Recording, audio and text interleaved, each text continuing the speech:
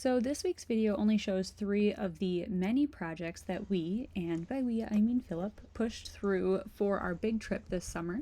In addition to the projects in this video, we also completed sewing a new lee cloth, installing snaps on one of our cushions so it didn't fall over whenever we healed. We changed out our new water tank for a bigger new water tank. We replaced a bunch of toilet parts, installed an outboard bracket.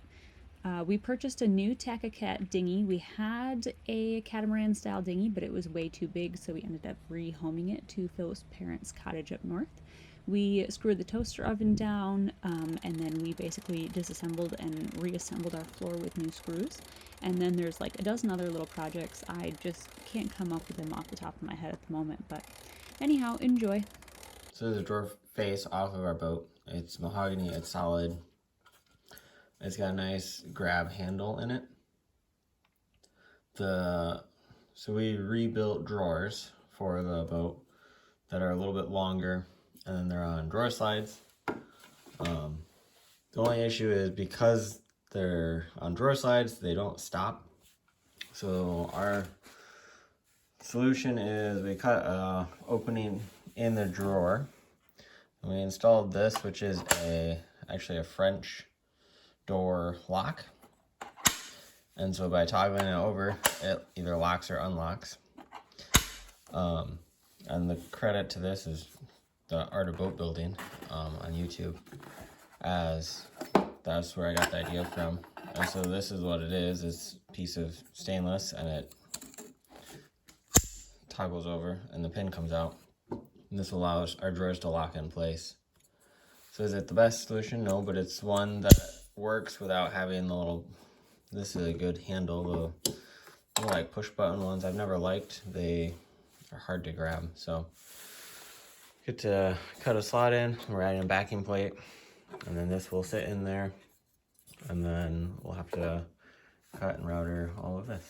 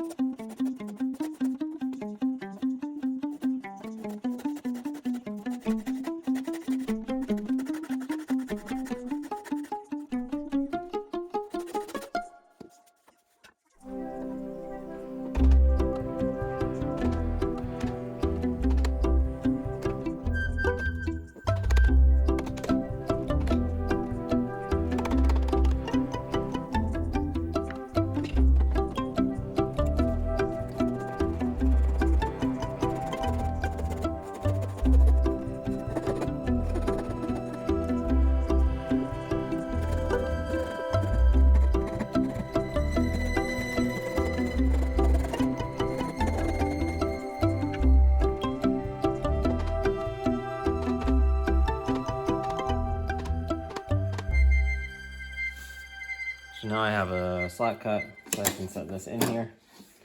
I'll make a backing plate. I'll hold it. Right now it just goes all the way through. So now you can see that it kicks forwards. And so, but it is a little proud of this surface, because I think this is actually like 3/4 inch. This is 1/2 inch plywood.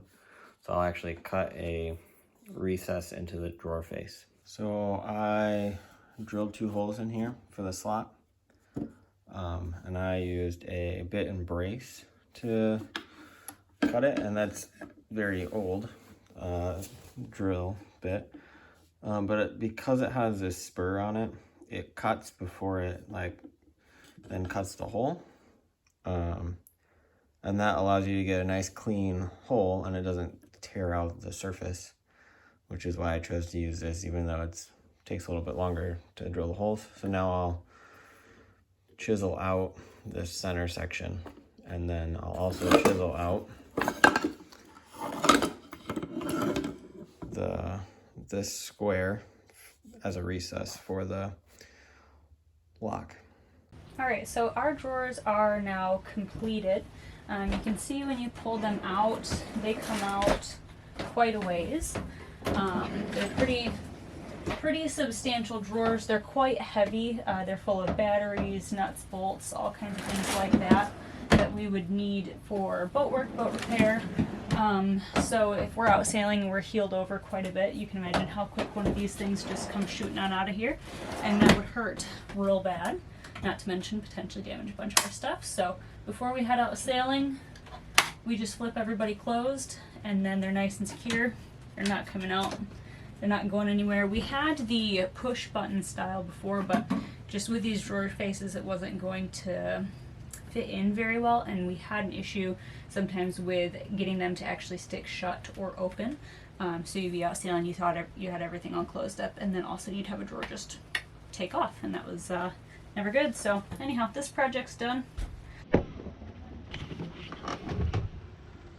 So we are gonna install a self-tailing winch for, this is where our main sheet is, and then the other side is over here. And so there was a variant 16 on both sides. On the port side, we're going to install an Anderson 18 self-tailing winch, as there's not lots of space when we added the hard dodger, which is partially on but not fully. So we've got just the lack of space is going to make it harder to tail and crank in, and so we're going to add a self-tailing winch. So we found the hole patterns. These bigger ones are the holes that we need, and we drilled them oversized. We're going to fill all of these holes, so the old holes plus the new ones, with thickened epoxy, and then tomorrow I'll re-drill them so we can install winches. And then we have a Anderson 12 self-tailing winch that we're going to install back over there, and that's going to be for our furling line, so that we don't have to cleat it off as we adjust the head sail. After filling and re-drilling each of these holes, we sanded down the block of wood that the old winch was sitting on and gave it a light epoxy coating. Hopefully that will help it to stay looking nice and protect it for at least a few more years yet. The block not only raises it off of the deck a little bit, it also gives the winch a little bit of an angle, and it helps to keep the rope from walking up the drum of the winch, which is extremely helpful, especially if you have a self-tailing winch. So here's our new self-tailing winch for the main sheet. Super handy. It kind of stores our rope like this when we're not out sailing, and then when we are out sailing, we will just take this rope down. And then the cool thing is the way that Phillip designed this, that handle can spin freely the whole way around.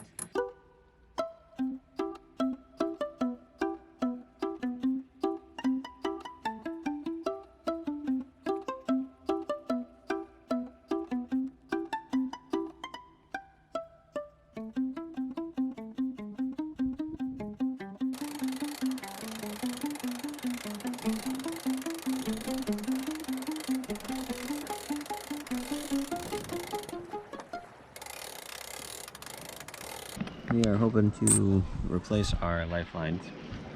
They are vinyl coated stainless wire, and they've been taped. And they've been taped where they go through all the stanchions, and I've already pulled off like 4 layers of tape here. So I'm hoping to get the turnbuckle off, so I don't have to try to cut through the line. So I believe there's a turnbuckle in here. So that's the mission tonight. While Heather is editing, I am going to try to cut through this tape and move it. Now it's a lot of trying to disassemble tape.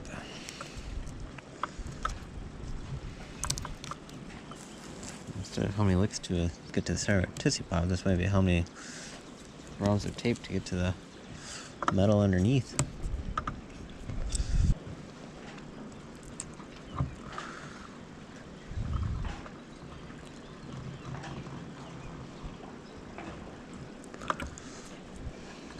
Hey, look at that. Found some stainless. So this is why coating stainless and tape or other stuff is vinyl even causes issues, and once water gets in it starts rusting. And this boat has only been in fresh water, so it's not bad, but there's a little bit of rust in there. It provides some chafe protection, and that's what they were wanting it for.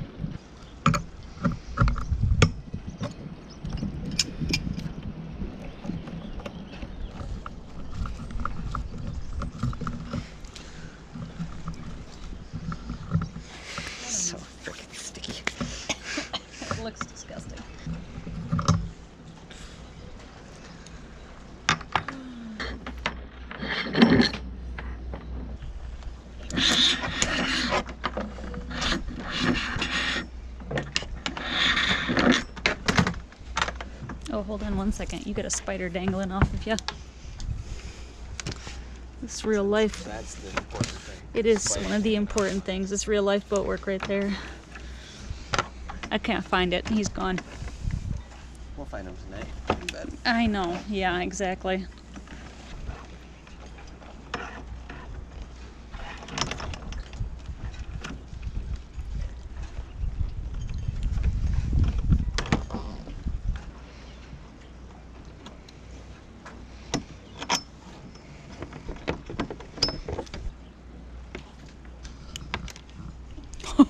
That was close.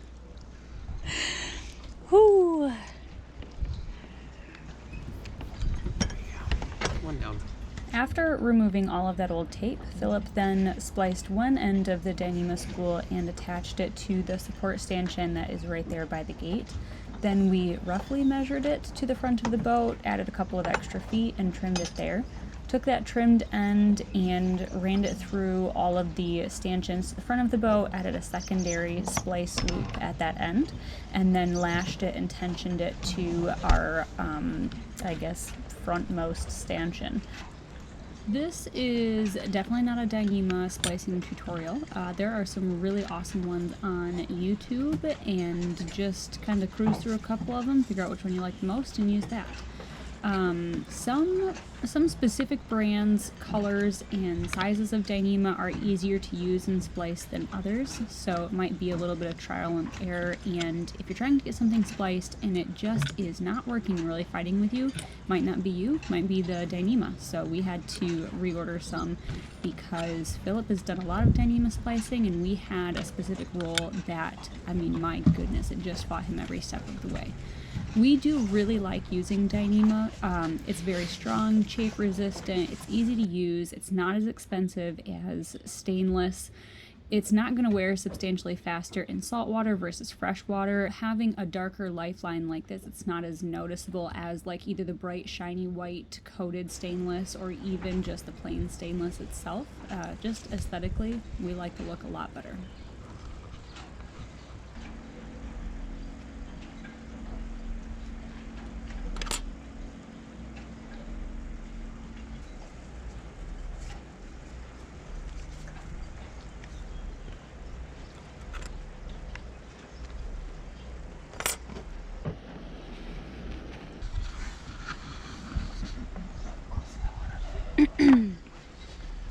Did you say closer than you wanted? Not as close.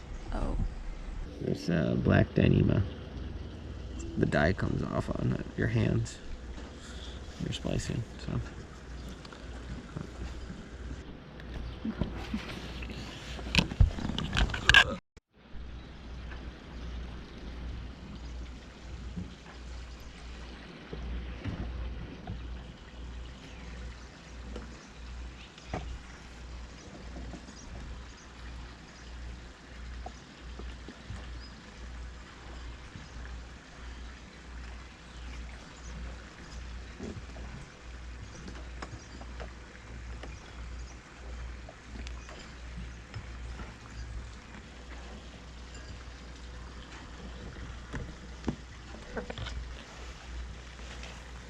I'm down.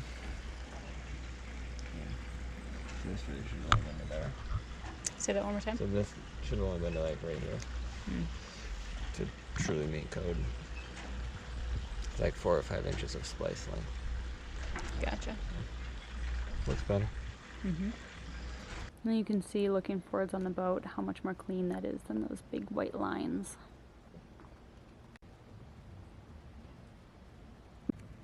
Alright, so here is what our gates look like. Just 2 small pieces of Dyneema looped on. And then go down there, and it's lashed on that side. Here's a closer view of what that lashing looks like.